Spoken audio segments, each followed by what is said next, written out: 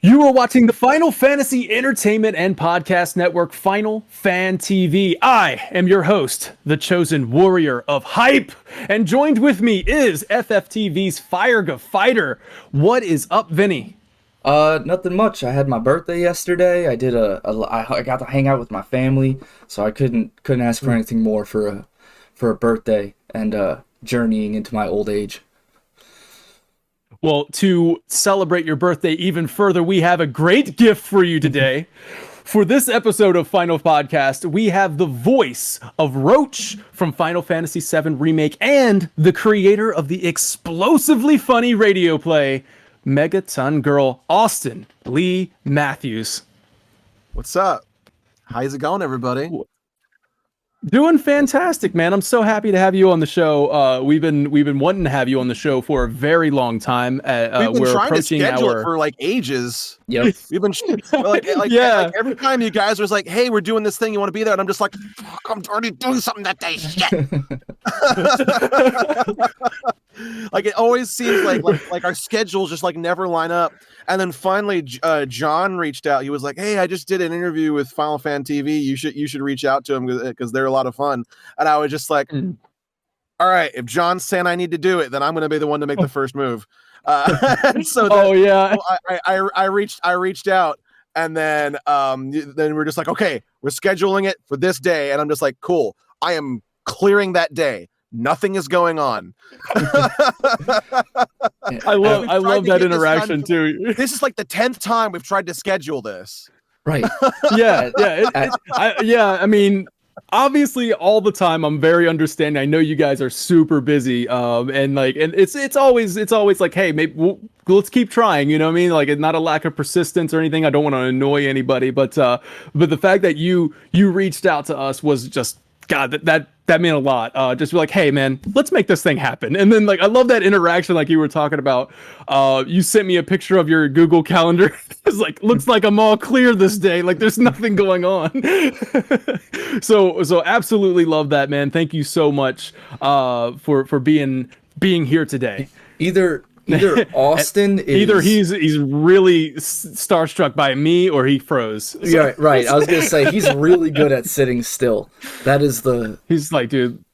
He's like, I'm just taken aback by your. Austin, can you still hear us? I think we have. The Discord's going crazy. Yeah, Discord's going crazy right now.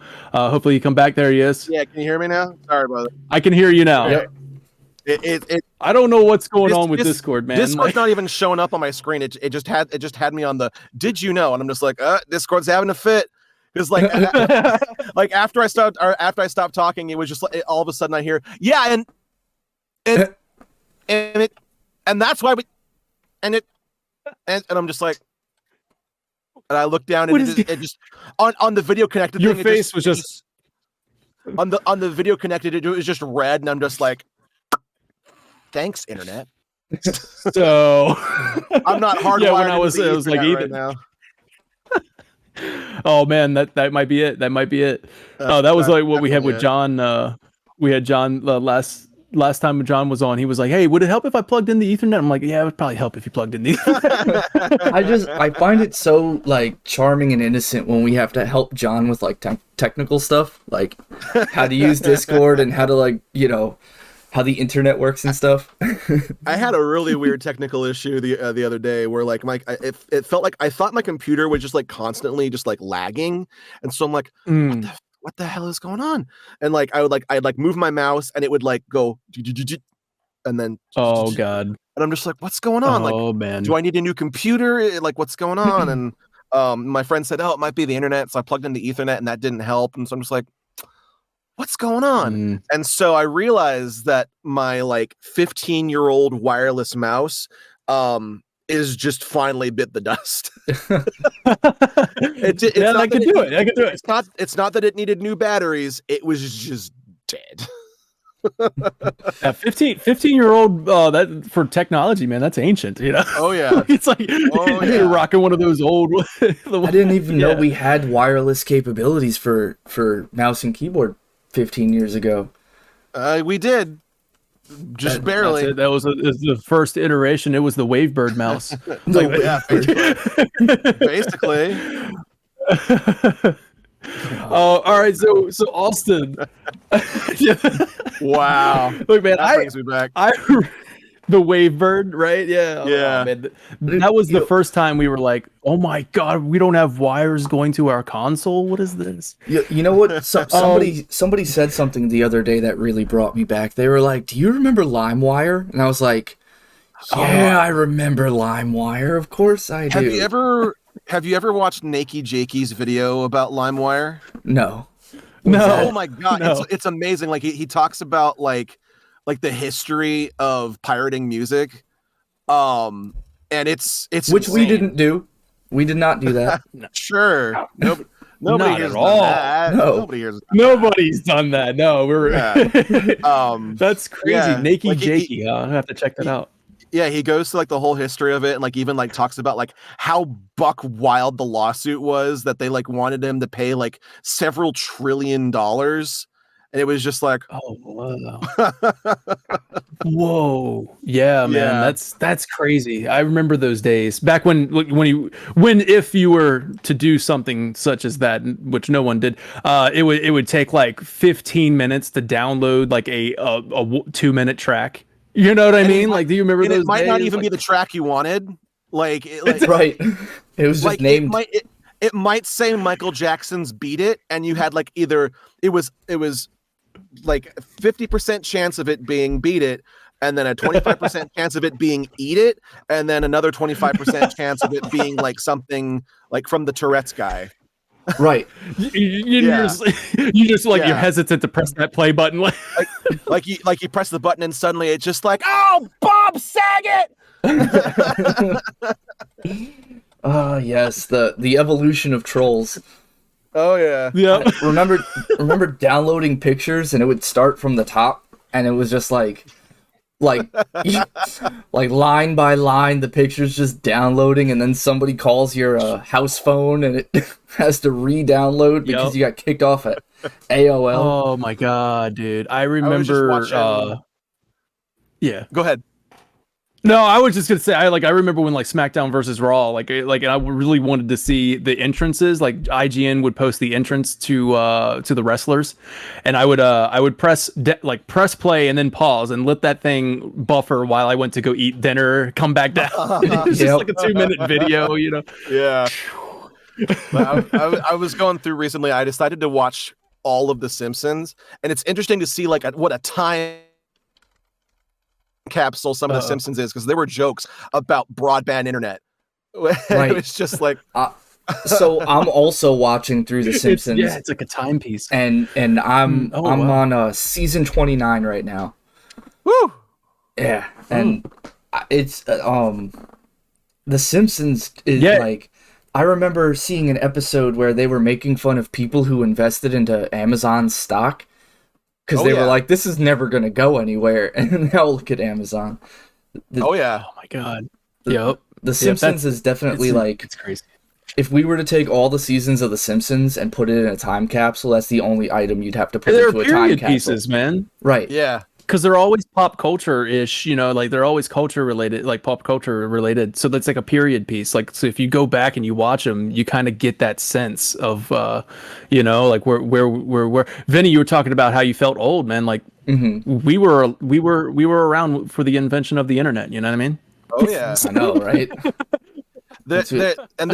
When I was going through, I had the realization that there's only like 2 actually bad episodes of The Simpsons. Right. Like the rest of it ranges from the rest of it ranges from some of the best television you'll ever see to just like, oh, okay, that was watchable. But then there's 2 episodes out of 30 seasons, mind you, that just suck. And it's I would ask you which ones, but The Simpsons Go Gaga and the episode with Elon Musk.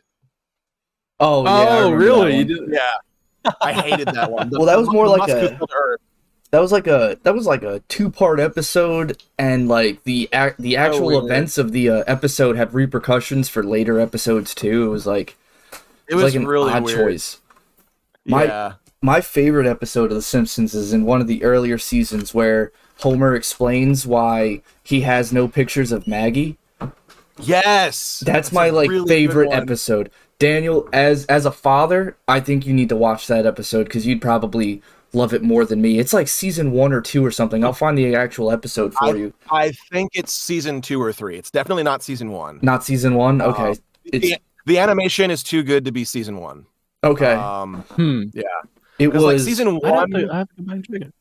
Season 1 is where The Simpsons is just kind of okay, and the animation is very, very like early Klasky Supo.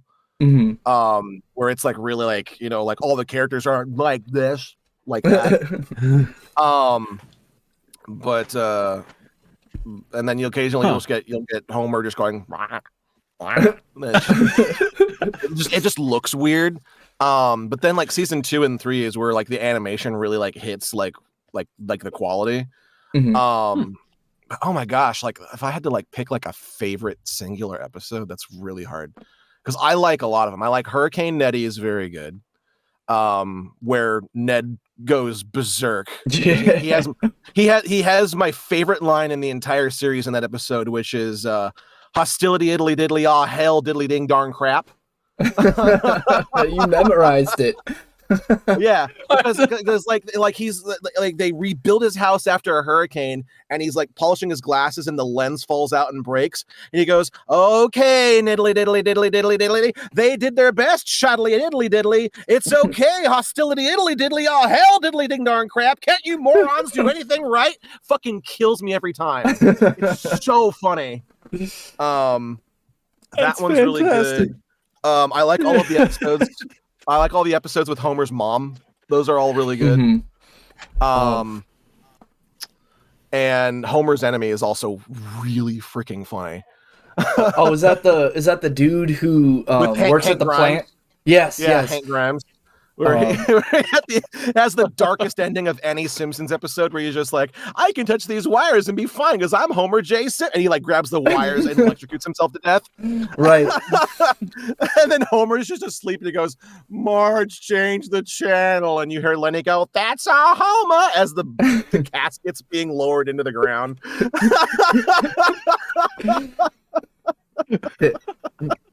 So, one of the episodes I saw recently was the Futurama Simpsons collab episode. That's a really good episode. I know, it's amazing. And if you've watched Futurama, like, so the episode where Fry has the dog that waits, forever for him to return, and then you see that one part in The Simpsons where like Fry walks past the pizzeria and the dog like is just like, it was very subtle, but I loved that moment, and I love every single time Bender and Homer interact with each other on that episode. I just absolutely love it. I love at the very end when you see Bender in the basement and Homer gives him a beer and he goes, "Thanks, buddy." Right. Really nice send off to Futurama. Right. I thought I love Futurama too, probably almost as much as I love The Simpsons, and just like some of the I just love when I go to watch The Simpsons or Futurama, and the show just blindsides you with something emotional or sentimental, and it just leaves you feeling better about yourself. I was like, cool, cartoon did that to me. Like, awesome. Yeah. Zombie Nug says, shout out to Duffman and Sideshow Bob. Oh yeah. In the general direction of the problem. My favorite Duffman quote is when somebody slaps him in the face with a sticker, and he's like, "Duffman can't breathe. Oh no!" And like, just great.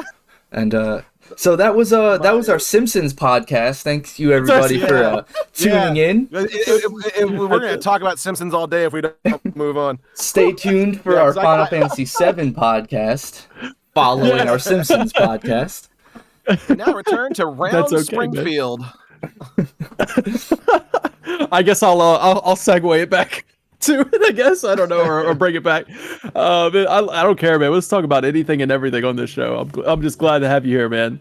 Good. Now, So look, man, I really can you enjoyed guys help the me with my themes. algebra homework then? If we can just like Yeah, look, I mean, look, we got algebra. We actually, if you Tough tune man, into flunked any out of of high school. Can't help you with your homework. any of my previous videos, I've been doing a lot of algebra, a lot of calculus and stuff. You know what I mean? I've been finding the circumference of the world of Final Fantasy VII. You Dude, know, I'm does doing these anybody things that nobody else are What? doing. You know? does anybody else get Yeah, like yeah. does anybody else get hyped about the Pythagorean theorem? Like Oh, I just love finding out, Don't even get me. Don't even Right. get me started on that Pythagoras, dude. Yeah, dude, the sides of a triangle. Pythagoras, man. yeah. Pythagoras is one heck of a dude. I wanted to bring it up for you since it, no, I found out like it takes like it's like 200 miles to get to from Calm to Chocobo Farm. That's 200 miles, man. And then like from like from Midgar to about halfway is 2 hour drive. So Wow. so I did all of this math and came up with like based off of the road sign that says from Midgar to Calm 51 miles. It's in the opening of Final Fantasy VII Remake. I took that chunk and then I basically took that scale of 51 miles and put a bar between Midgar and Calm, and then I stretched it out to the full circumference of the world, and then I found the spherical like the area of the sphere to find the planet's full surface area. What? Yeah. How big so is I did it? all. I want to get the number for you, man. I had it in my Word document. But yeah, it's massive. So it's about roughly the size of South Africa is what I came up with the like a real world location. It's about the same surface area of South Africa. So basically what I was trying to tell people, I was like, look, don't expect Final Fantasy VII Remake to be a like 1-to-1 scale open world. It's not going to happen. Nobody wants to like, even if you were to fly to the Chocobo Farm, it was going to take you an hour to get there, right? Oh, yeah. If you're going 200 miles an hour on a gold Chocobo, it's still going to take you an hour to get there. Oh, yeah. So like, I find the exact number for you, but yeah, I like that video I made has like a full breakdown of it. Anybody who wants to watch it, you can. It's on the channel. Here we go. What to expect in the world. Look at all this math I did. So basically, it's the surface area of Gaia is 455,316 square miles. Woo. So yeah, it's pretty massive, man. Like so, I broke down how I came up with those numbers and all that other stuff. So it was pretty interesting. Cool. But anyways, we were talking. You're talking about like like, can you help me with my algebra work? But I'm just like, hey, let's talk about math. Math is a wonderful thing. That's one for Austin because I love School of Rock, man. Oh yeah. I'm gonna start a like a little after school club called Final Fantasy. No, I'm gonna make it a college course, Final Fantasy Math, where like you just like Final Fantasy math. yeah, like min-maxing stats and all that stuff. It's gonna be an accredited college course, probably from the University of Phoenix, because they'll accredit anything over there. So I'm gonna and you're gonna be the professor, and you're gonna teach people how to get the circumference area of Final Fantasy planets, and then we're gonna world build off of that. That's very good. So Austin, let me talk to you for a moment, man. Cause look, I really enjoyed the character Roche in Final Fantasy VII Remake. I thought that like the original Final Fantasy VII has like its fair share of like eccentric, over the top characters. Oh yeah. And I think and I just feel like Roche fit in, like he felt at home here. So obviously, you had a lot of direction, but from major props to Square Enix and the writers. Obviously, they want to introduce this character, so you had a lot of direction. But I think my question for you is, it's just like I can't imagine that overwhelming feeling, like to prove that this character belonged, and but also even like more importantly, like for yourself, you Like, you know what I mean? Like you belonged in Final Fantasy VII, like a beloved story. So I can't imagine how that felt going into recording for this character. And I'd love to hear what your thoughts on that are. Sorry, I almost got the gnat. Oh yeah, I'm so sorry. That's why I went like that. Just so that nobody thinks that I'm like on drugs or something like that. There's a gnat that's been bugging me for like the last 3 days that just won't fucking leave this room. I apologize. No, I saw your, like, Daniel was talking and I saw your eyes start shifting, and I was just like, oh wow, he's really thinking intensely about this question. Like, man, this is an intense question.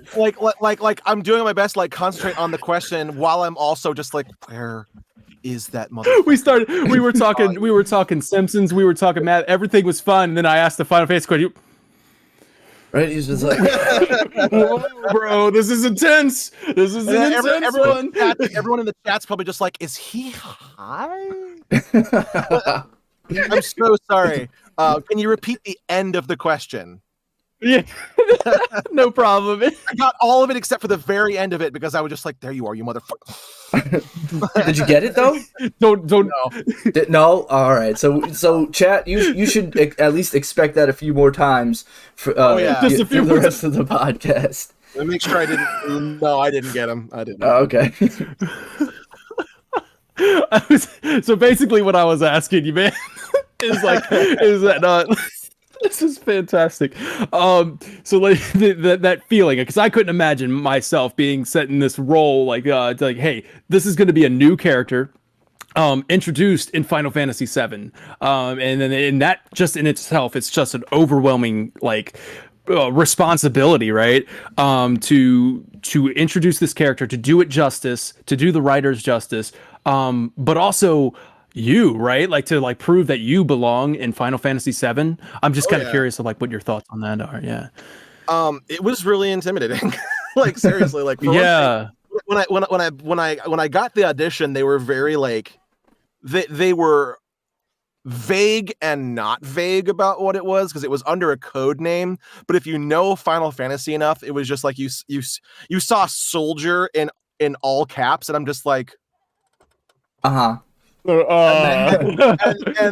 like, this character looks like he's designed by Nomura, and it says soldier, and so I'm just like, yeah. And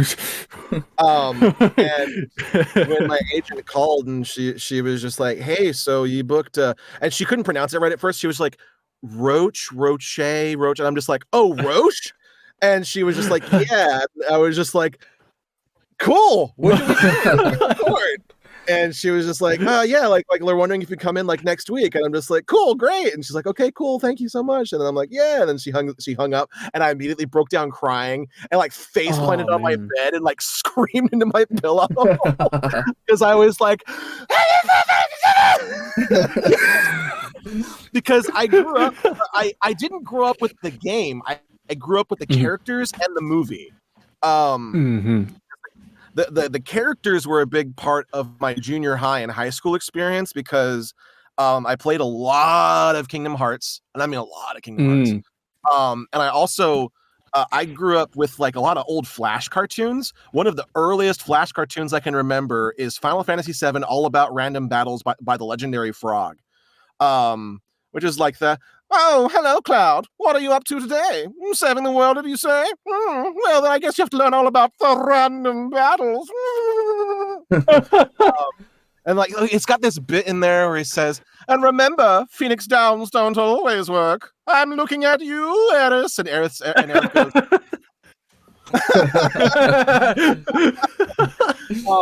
and actually after after I was able to announce Roche, I like was talking about how like, hey, like this is like how I got into it.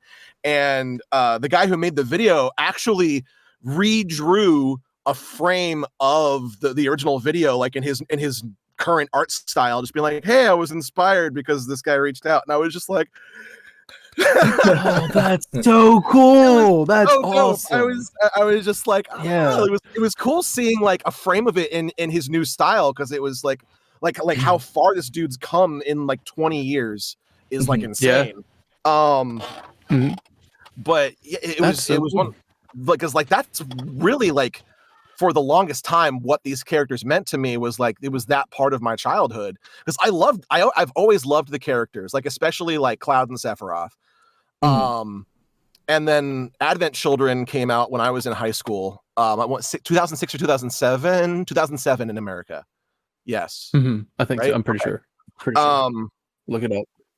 And I think that there was a day where I watched that movie 3 times in one day just because I loved it so much. It really inspired a lot of like my tastes, not only in in like action. Because I tend to write a lot of action with like that kind of vibe in mind. But also my taste in music was like forever changed by that movie. Like I didn't really like a whole lot of like orchestral like rock before that movie came out, but like I listened to that soundtrack so much that like my taste in music is completely different from what it was from before I watched that movie. That's why a lot of the music in Megaton Girl sounds the way that it does. Lots of like orchestral rock, except with Megaton Girl, it's not just orchestral metal, but it's like orchestral metal jazz. So it's got it's like a fusion between FF7 and Sonic Adventure in like the music style. Yeah. And you do that? Do you do that yourself? I saw that you posted you're like, I make music, and I listened to it, and I'm like, oh my god! So you make that music yourself? Yes, I do. One man band. That's amazing. Very talented, man. Wow. Very talented. Yeah, thank you. Yeah, you should definitely check out that link that you posted on your Twitter. Anybody listening, that link it's at Amtrax VA, and posted a link to some of the music that you can find and in Megaton Girl, and it's fantastic. So that's really cool to hear that Final Fantasy kind of like I got seeped in there. One. I got one that you guys might like because this song is so absolutely like Final Fantasy inspired. Can you guys hear it? We cannot, but if it's okay, it's playing there. Let me hear if you can hear it in the Twitch stream at least. Should be able to hear it through Twitch. Yeah, you can hear it through Twitch. Okay, yeah, you can hear it.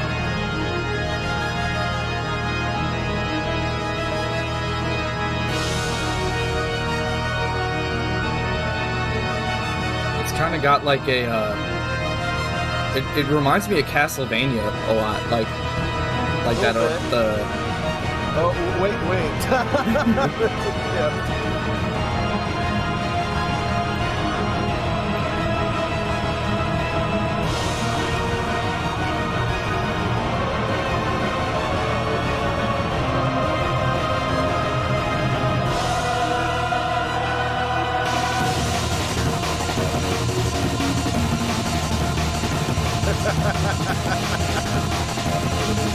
It's awesome. How far along are you, Vinny? So we're on the same track here? I'm at 1 minute 15. Yeah, that was where the shift came in. Oh my god. I can't believe that you, like, this is you, man. This is you basically composing. Yeah, I Amazing. There's that orchestra coming in the background. So, I have a hard enough time just playing the drums. Like, drums can be fun. Yeah. All I do is play the drums. I play a little bit of guitar and a little bit of bass, but mostly drums for like the last, I don't know, almost 2 decades. But I can always appreciate good beats in the background, and like this song sounds like it would be 5 though. Are you guys listening to it still, or is it? Did you call yeah, I'm still listening to it. Okay, I'm sorry. All right. There's one. Yeah, one thing. I was like, oh man, all right, here we go. That's awesome, man. Okay, yeah, we can. Good. Yeah, that should be good. We can. Oh yeah. Mm-hmm. The drum sample is actually like a really super like famous sample. It's called the Amen break. It's like what lots of drum and bass uses. It's and I use that in that. I'm like, I need to come with like, like this needs to be like really intense, and I'm just like, I'll just use the amen break. Just that's the go-to. Herbal Sage says that music was lit. Yeah, man. Very well. Vincent Graymore, my pulse is higher now. Like we're amped up. We're ready to go, man. My blood pressure is through the roof right now. Yeah, right. I'm so hyped, man. Ready to go. I've been drinking green tea all day. I sent that to our D&D group, and the dungeon master was just like, I think I'm going to cry now. I need to rewrite my entire story. Like I need to make this more epic. Oh, trust me, he's done it. Wow, that campaign is great. It's so fun. That's awesome. Are you is this like just between friends? Are you streaming it or anything, or is it just between you guys? We've been streaming it every Tuesday on Twitch, I believe. Oh, really cool. Yeah. We've been streaming it on Twitch. It's The Nut House, GNUTHAUS. Okay. Yeah. Like nasty Nork. Yeah. There's a character who's kind of become like the channel's mascot who he's been in like all of the one-offs and the main campaign. His name is Nut. And he's this little, as his player says, he's a shitty little gnome. And he's got a beard that looks like Neapolitan ice cream. And he's always got like the Yarenaika face. So he's always got just like this, just like kind of look on his face. And that's why it's called the Nut House. That sounds like a great time. Yeah, I'm definitely gonna have to watch that because I've been trying to. So like, I love the thought of D&D. Like I have Magic the Gathering cards and nobody to play with, and I just kind of collect them because like number one, I love the artwork. Number two, I love the atmosphere of it, and I want to get into D&D, but I have nobody to get into D&D with, and so I don't like. I'm definitely gonna watch it because I want to get some experience. So the first time I play D&D, let's learn. We'll learn from Austin and his crew, the Nut House, to like kind of get it. Yeah, because I mean, like I've always thought like it would be fun just to do like Vinny. Let's do like a amateur hour of D&D. Like we don't know what we're doing, but we're gonna make it happen. I'll play D&D with you guys. I'll play D&D with you. Oh, that'd be awesome! God. I want to give you pretty epic. I want to give you a fair warning that like the first 15 minutes I might just like roll critical failure and just kill everybody. Oh yeah, don't worry.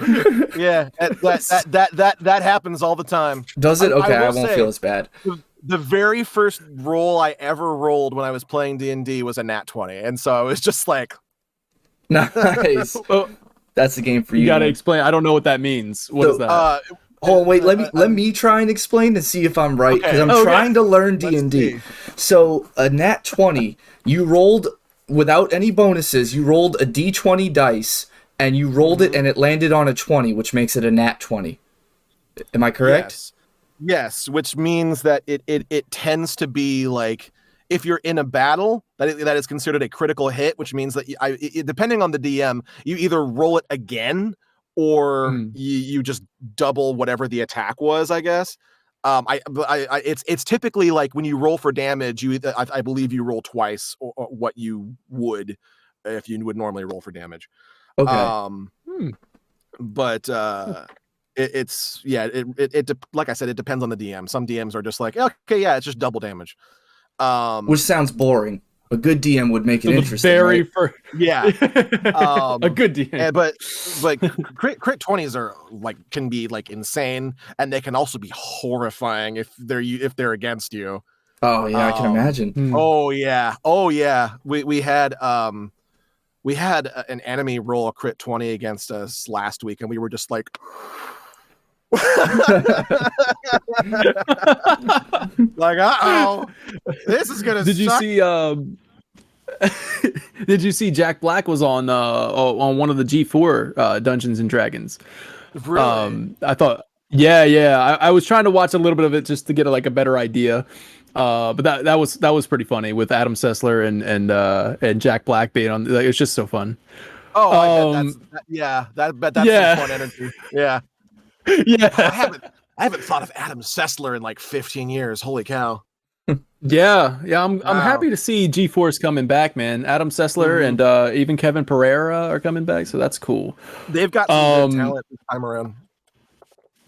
Yeah. Mhm. I'm really excited to see this thing go in the full swing, you know what I mean? Mhm. So Austin, like, obviously getting the role for Roche in Final Fantasy VII was huge, right? A big deal. You said you cried in your Oh pillow. yeah. Like, you know, Oh like, yeah. I mean, Oh I yeah. would too. I I would too. was sobbing when I booked Roche. Yeah. Yeah. I can imagine like it would be somewhat to the not somewhat, probably way more exciting. But like for me, when they revealed it at 2015, I couldn't do anything. Oh, Like yeah, even when they announced it in 2015, I was just like this might it's be real. like I might finally have an excuse to play this game now. And then when I realized how different it was going to be, I was just like, I should play the original, and Yeah. so I did. Mhm.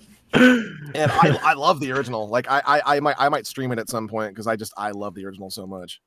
Oh man, I would love that. Yeah, I'm Yeah. right there with you, man. The original is my favorite game of all time. So, So good. can you describe how it felt? Like, so if you got you did your Roach thing, it was well received. Everybody, I mean, I don't know. For me, I think everybody really loved Roach as an addition to the game. He just fits so well, as I said earlier. But then you get asked to come back and do Uh-huh. more lines for Roach in the DLC intermission. How was I that? Like being like, okay, you know what I mean? Like they love me enough. They really love me to have me come back, so you know? that was an interesting experience because we recorded that like we were still in sort of like quarantine when that happened. Yeah. Because it was my first experience actually going back to a studio since Mm-hmm. like February. Actually, no, February of that year. Because like they were starting to slow down recording like in February, and then they stopped completely in April. Um, and then that was like in October or November. Mm-hmm. Um, and so it was our first kind of like step back in, and it was weird because like I come in and normally you walk right in and you sign in, and then you either go to a waiting room or you go right to the booth depending on when you get there. And so they get there and they say ring the doorbell to check in, and I go okay. So I ring the doorbell and they check my temperature and all that, and then they run the like, hey, have you been in contact with anybody and blah blah blah, and they're just like, I'm just like, Yeah. no, blah blah blah, and then they say, okay, we're gonna have you wait in your car, and I was just like, okay, Okay.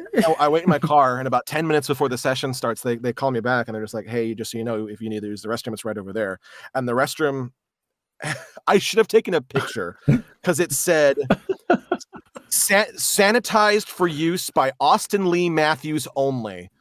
You got your own bathroom. I got my own bathroom, and I was just like, this is weird and That's what weirdly cool, but also mostly weird because it was just like in big red letters, Austin Lee Matthews only, and I was just like, nice. When we did the intergrade cast interview we had Sean Chiplock, Damon Mills, David. We had everybody on there. Daniel Ammerman, David Goldstein. This topic came up about the bathroom. Like that was such a big deal to everyone. Where they were like, man, it's for our own bathroom. And then when we asked John the other week, like he just went, He's "What like, are you talking about, man? like, Like we just had bathrooms. I don't know." He's like, what the hell are you guys talking about? We had a men's restroom and a women's restroom. What the hell are you guys talking about? I didn't have my own bathroom. My own bathroom. I was like, well, it seems to be this point of discussion. So, it seems to be a really big deal for a lot of people.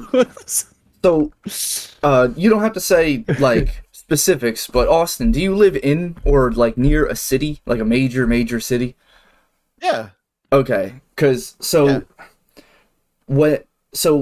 to me, cause I'm from New York, so to me, the closest major city I live to is Anaheim. Okay. I'm like like 10 minutes from Disneyland. Oh, nice. That I would spend so much money there. I used to. I can't anymore because I have none.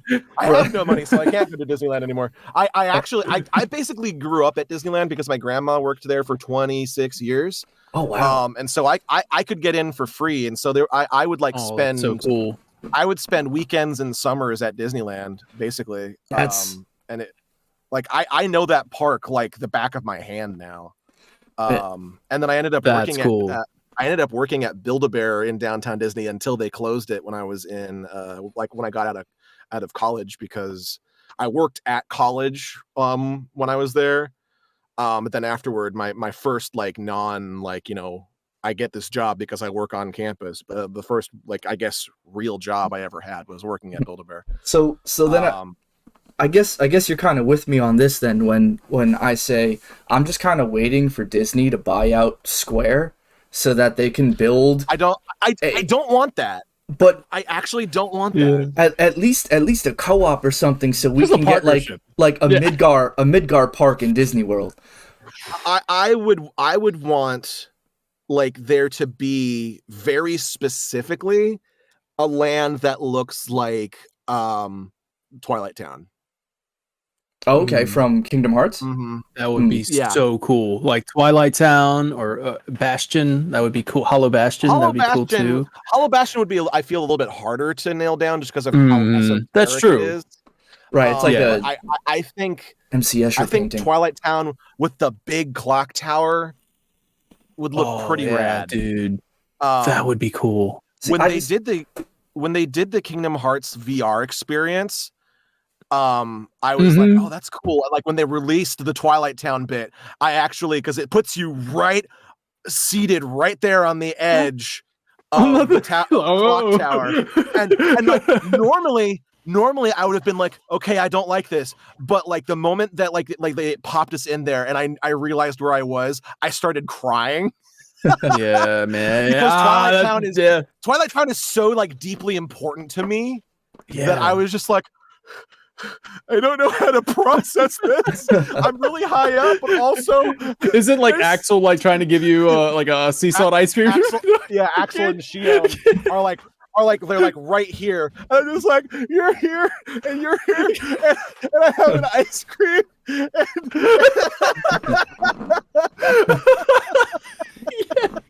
It was just like virtual reality is the best thing that's ever happened to me.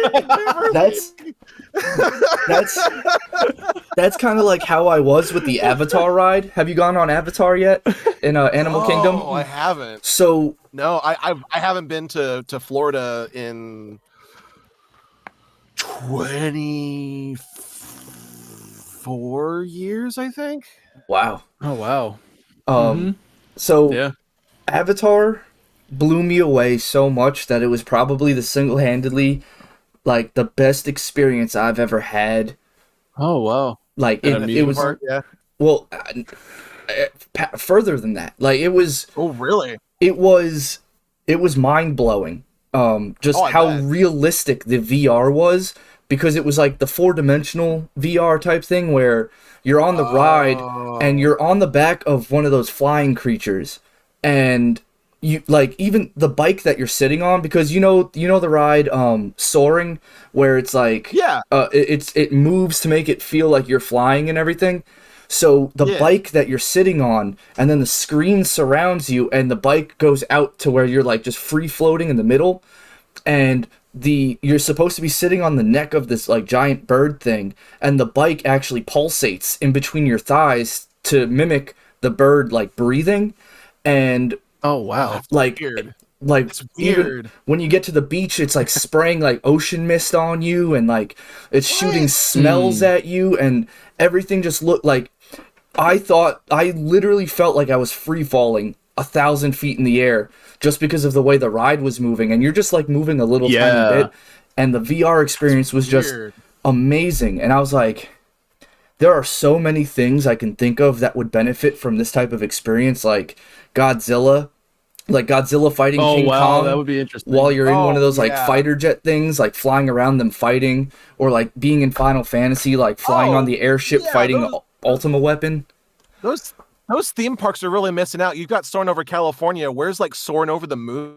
Right. That would be nuts. Right. And so I was like, Yeah. if Disney can just like collab with Final Fantasy and just get some of these like awesome moments and make me That would be pretty experience. rad. Right. That's I was honestly expecting like because like Square Enix was doing like a like that VR, just a little special VR thing with pretty much all their games that are big games. I was expecting it with Remake. I was expecting some kind of like, hey, walk the slums in VR for PSVR, just something like really cool. simple, right? Because they did it with Kingdom Hearts, they did it with the fishing game in 15, and I'm just like, they're gonna do it. They're gonna do this like this Final Fantasy VII VR experience, and I'm going to live there. Like it's like this is it, man. I was really hoping they would do it, but they didn't, man. There's still time. Maybe they're holding off. I think they're still doing, especially with PlayStation VR 2 coming out sometime next year or early later. I think they're going to do it, man. And the Remake's here to stay for the next 10 years. So we should be good. At least. Yeah. These guys aren't retiring until that game's done. So that's right. Yeah. So circling back to the odd question of me asking you if you lived near a city.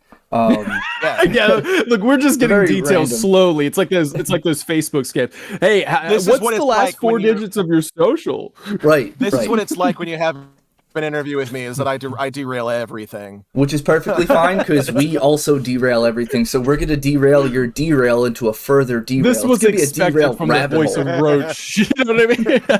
I just picture the exhibit where he's just says, "Hey, I heard you like derailing, so put a derail in your derail." So I put a derail in your derail. I think that should be Daniel's new like handle. Like, hey, I'm DJ Derail, and I'm DJ Derail. Heard you like derails, so we put derails in your derails. They call me Little Derail. Lil Lil. All right, Vinny, go ahead, get to this question. Little Derail. So I'm from New York. And one thing I loved about Final Fantasy VII Remake was like Midgar being a city, making me, obviously it doesn't look like New York. I mean, there is a lot of trash on the ground in New York, but just like a lot of the characters, still felt like their original like Final Fantasy VII personalities. And then you had the introduction of Roche, which we didn't have anything to go off of previously. And one thing I noticed was how much Roche reminded me of like the personality of somebody who lives in an urban city. Like the confidence that he has.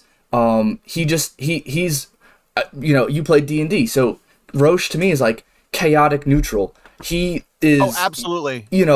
And I feel like a lot of New Yorkers are chaotic neutral, where it's like, they're so definitely not chaotic evil. You could make an argument for chaotic good, but I'm pretty sure he's chaotic neutral. Right, like he even fights off the other Shinra people so he could fight Cloud himself. Like he doesn't care about Shinra's agenda. He's just like in it for what he wants to get out of it. And he has this confidence and personality and this flair that just reminded me of people from like New York, where like nobody cares. Like Roche seems like he doesn't care what anybody thinks of him as long as he's living the life he wants to live. And I saw that in the performance, and I was like, I wonder if Austin is from one of these like major cities where that is just how people are, or if you just like tapped into that somehow. And like Roche, to me, Roche perfectly exhibits what somebody would be living in Midgar, where you're just surrounded by millions of people, and you don't have the option to be bland because you're just going to wash out in the crowd. You need to be outstanding. Not just lives there, but like grew up there. Right. Like Roche is from Midgar. Like he's not from calm. Without a doubt. Yeah. Like he grew up. No, he's a city boy. He's not a country boy. Right. And I saw that in the performance, and I was like, like I feel like New Yorkers are getting represented. Like, yeah, I love this. You know, Roche easily became one of my, if not my favorite, one of my favorite characters from Remake Part 1 because of the performance and the confidence that he just exhumed was it made me think about like my time growing up in New York and how like, you know, it shaped me to be more confident and more just like true to myself because I don't care what anybody thinks as long as I'm doing what I want to do. You know, just short of like breaking major laws and stuff like that, you know, like live the life I want to live. Yeah, and I kind of tend to live that way. Like I don't make, you know, I live my life the way that I want. I don't make a lot of money doing doing it that way, but I have fun. Right, that's what matters. Like I describe myself as a jack of whatever trade I want. And I was heavily inspired by there's a when Aaron Hansen's Facebook was more public, he had under as his job, he wrote, "I do whatever I want and I get paid for it. Chase your dreams." And that quote has like stuck with me for so long. That I'm just like, that, you know what? That's I don't have to decide on like one thing. That's why, you know, I act and I write music and now I draw and I'm starting to get into like some form of direction via, you know, like acting direction, but also there might be some animation direction down the line for a reason that will become very apparent soon. All right, that's the teaser. Connected the dots pretty good there. Yeah, it's if you follow me and you've been following especially like what I've been posting on Twitter the last couple of days, I guess the last less than 24 hours, it's going to be pretty obvious what we're working on, but yeah. And that's exciting. That's exciting. That's unofficially exciting. Like, you know what I mean? I'm sure that the people who know me are putting it together. They're like, wait a second. Right. Yeah. I'm sitting here thinking, oh man, that is incredible, you know, really exciting stuff. Bringing up memes and math. Everybody's doing that math meme where it's like that lady with all of like the mathematical formulas going across. They're like, wait a minute. Like all of a sudden Chris Pratt pops in, like there's the new I'm just but he's just like, it's a me, Mario. But to piggyback off of what you said about you know, being a jack of all trades type of thing, like, or like I feel like Roche and Cloud are like two personalities on the same coin, where like Cloud is more reserved, and then and Roche is like the version of Cloud if Cloud was like you know, fuck it party, let's fucking go that, like, you know, if Cloud got rid of every single filter that he had, and it would be Roche. And it's amazing to see. Speaking stuff like that. I would love to see like I did a video not too long ago on like returning characters who I think is going to return. Obviously Roche was at like the very top of my list. I was like, hey, I think Roche is going to return part 2. The way it was left off with he ends it with Cloud basically saying, you know, we're going to meet again. He says that, and then like, and then even he tells Yuffie that, he says, well, when we meet again with the wind blowing through our hair, wind blowing through our hair, yes, maybe come looking for you, my friend.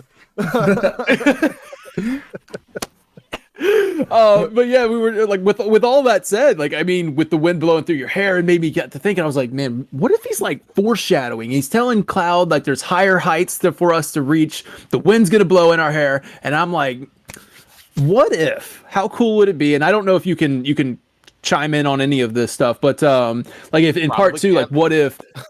You probably can. Right. If Roche was found and on the way to Junin, where you can race him to Junin, which would be awesome. There's plenty of distance to travel between. Yeah, like you could race him. There's that race. And then the higher heights would be, dude, what a perfect setting for Roche at the parade at Junin. Like, what a perfect setting that would be for him to flourish, right? So I guess my question. Yeah, I don't know what you can talk about. So like, either you can answer. Can you imagine like, Mhm. can you imagine him chasing after you when you're on Sid's plane? Like, can you imagine that? That would be so cool, man. Yeah, like chasing after you on Sits, or you're like, you finally forget got what your it's called. chocobo and like The tiny Bronco Yeah. or the high wind, Tony Bronco, the thank high you. wind. Like, Oh, the I'm like- tiny I'm like, Bronco, it's like some- while you're in. I'm like, it's some sort Oh. of horse. What is it? Yeah, it's the tiny Bronco. I almost If you're I in the almost tiny said the Bronco. I almost said the prancing pony. I'm like, wait, no, that's a Lord of the Rings thing. That would be really cool to chase you down on one of the vehicles like that. Uh-huh. Oh man, even the dune buggy, like just to kind of have them like just Oh, any kind yeah. of anytime you get on the open road, Roche is there to just like interrogate you or like you know what I He mean? Like becomes the just Majima of the game. Or I just thought of this. Imagine if Roche is one of those wandering random boss battles that you Oh, yeah. encounter in the overworld. Like you're on your way Ooh. somewhere and Roche just like it's a random occurrence. Roche pops up and he's just like, hey, gonna fuck you up. You know, on your way to Dunin. yeah, hey, or help you out with the Zolom. Right, Oh, right. Help you out. You yeah. need to get help. Oh, if he showed up during the Zolom fight, that would be cool. Really cool, man. I just picture you just like out, just like on the overworld, like in 15, and like you'll like Mhm. hear like the beginnings of like some sort of like, oh, like there's somebody around here. Who is it? Just but, like, but instead of like that, you know, like in 15 where you just hear "Du, du, du, du," and then it goes into the battle music, you just hear you hear the strings going. all of a sudden you just like start getting hyped, like oh god, something's about to happen, and then you just hear You're the just like, cackle in the background. that string sounds awfully familiar, and then you just hear. See, I have, for lack of better words, PTSD with moments like that in video games because I used to play a lot of Oblivion, like Elder Scrolls 4 Oblivion, and like I'd be like walking through the overworld and like music's all like peaceful and tranquil, and then like you just hear like it just stops and it goes like dun dun dun dun dun dun dun dun, and then I'm like looking around and then the music goes back to being peaceful and tranquil. I'm like, okay, I guess it resolved itself. All right. Whatever it is not mad anymore.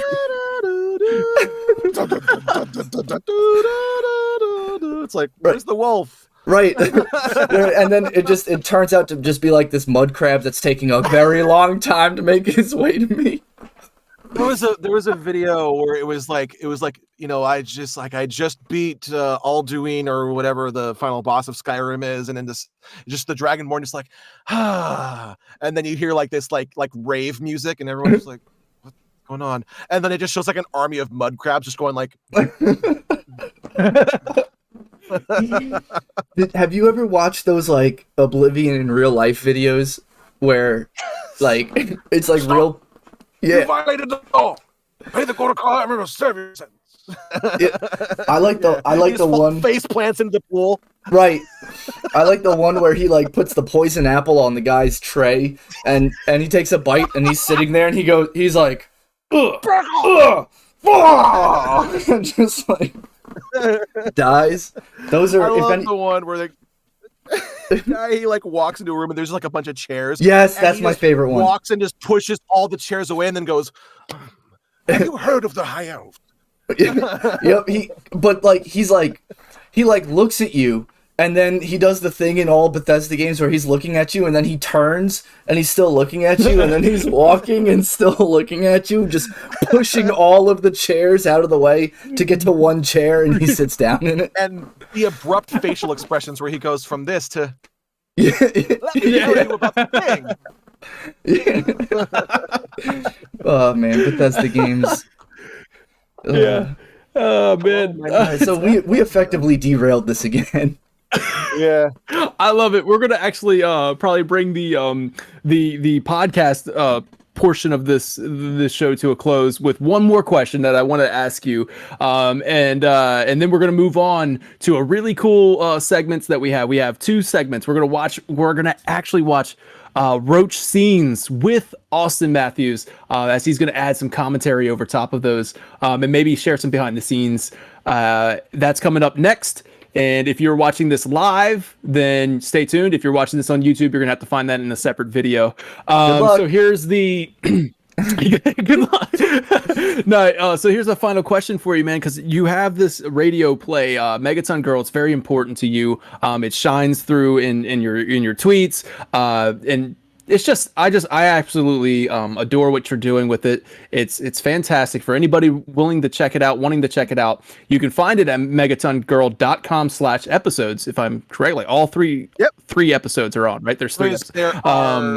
There's 4 episodes and a 15-minute pilot that takes place between episodes 4 and 5. Okay. Got you. Okay, cool. Yeah, there you go. And so, yeah, you can go on megatongirl.com/episodes. It's so good. So one of the things that, and in fact, you actually have some of the talent from Final Fantasy VII Remake, like Sean Chiplock, who voices Dr. Menace, which is awesome. Danielle McRae has even been on there, which we've talked to her on the show before, and that's awesome. She plays a fan favorite character in that show. Mm-hmm. Yeah, everybody loves Queen Sized. That's awesome. Yeah. So there's these crossovers, or not crossovers, but there's some tie-ins to Final Fantasy VII Remake. What I would like to know is in what ways, if any at all, I know the music you just said earlier that the music has kind of inspired you, but has Final Fantasy or Final Fantasy or even Kingdom Hearts like seeped into your creative process for Megaton Girl? Oh, like, absolutely. In what ways? Like I said earlier, like a lot of when I write a lot of action scenes, like it's very much inspired by like stuff like the fights from Advent Children, where it's like there's dialogue that goes along with the action. Like they aren't I'm not afraid to like break up the action with dialogue or break up the dialogue with action. And like you've got like that banter between like Cloud and Sephiroth where they'll just be like chewing at each other, and there's some bits, especially in episode 5, where there's some battle ass banter that goes on. And so I'm really excited for the stuff that we've got going on, because we've got some pretty intense fights, but like like a lot of like the really character driven stuff with 7 has really influenced a lot of the stuff, because like Megaton Girl's very character focused. Like, yes, there's like a big overarching story, but like the characters are the most important part to me, which is why I think they're written so well. But because like Final Fantasy and Kingdom Hearts are very character driven. It's very character driven, very character focused, and that's had a big influence as well. But yeah, like getting to do stuff like Final Fantasy like has also like opened the door to being able to like work with some people who I've wanted to work with for a while on this show. I have the possibility of getting John in the future for that would be cool. John Bentley, JB. I have the idea in my head that he would be good for playing Laurel's dad. Oh my God! Giving him a good role there, man. Like a big role. Yeah, that's so cool. Yeah. But we'll see. That would be cool. Yeah, obviously, fantastic. That's all just speculation and stuff like that. But I mean, that would be fantastic. But through Final Fantasy VII, you've been able to like, reach out to these people, and John seems to really have a great appreciation for you and what you do. And it's mutual. Too. So that's absolutely mutual. Like I love John. Yeah, he's such a great guy. Same. Yeah, we love him here too. he's one of the few people who I actually got to see like during quarantine, like at one point, because we ended up going out for lunch at one point. And that was so much fun. I bet so, man. Can't wait for conventions to meet you. Did you get him, dude? He was just in my face. He's taunting me now. Get this. Come back around here, Fly. You will get the back of my hand. I'll give you the ring hand too. Swear to God. This is going to be its own YouTube segment. This is going to be Austin Lee Matthews SmackDown Raw, and just Did Austin supercut Lee everything. Matthews get Just play it fly? back. I think that's what people Just want play to in know. the background. Just somebody's go get their ass kicked. Yeah. Just like, if I could do like a super cut. I would, if I had the time, maybe I will. I don't know. Just do like a super cut of you just going, like, just so throughout this entire show of you just getting the wide eye hand up in there, like. Did Austin Matthews get the fly? Is the question. And it'll open up with when you were asking me at the beginning of the episode, and I'm just like.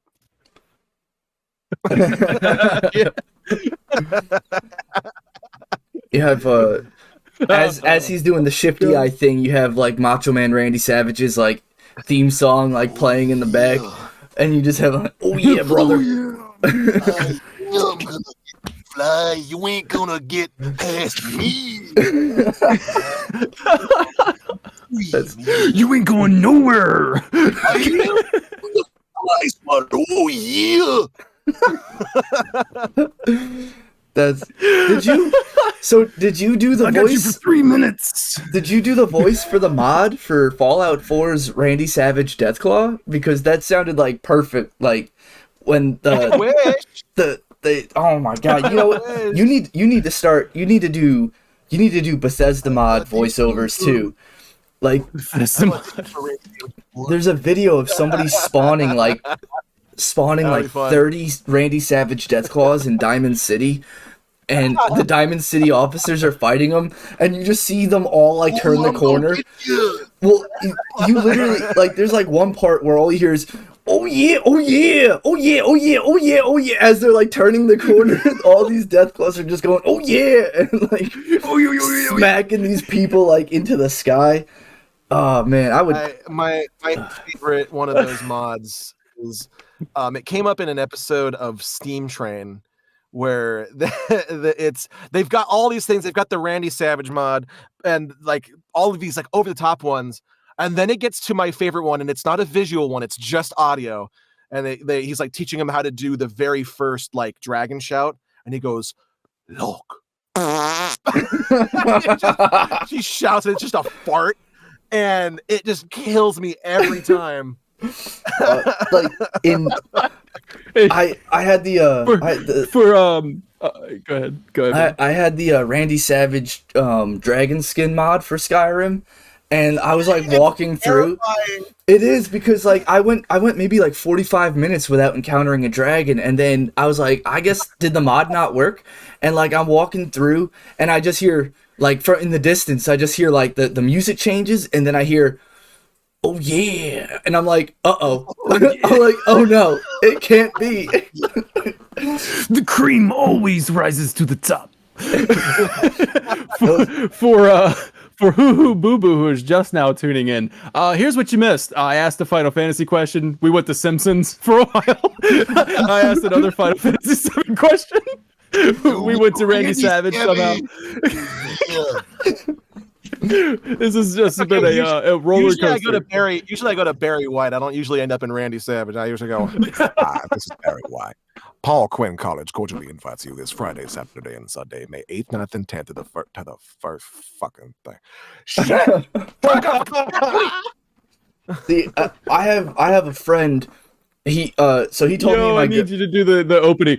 You just do the Barry White opening of this is the final. You're watching the Final Fantasy Entertainment Podcast Network, so that way I can just have it. You're watching the Final Fantasy Entertainment Podcast, baby.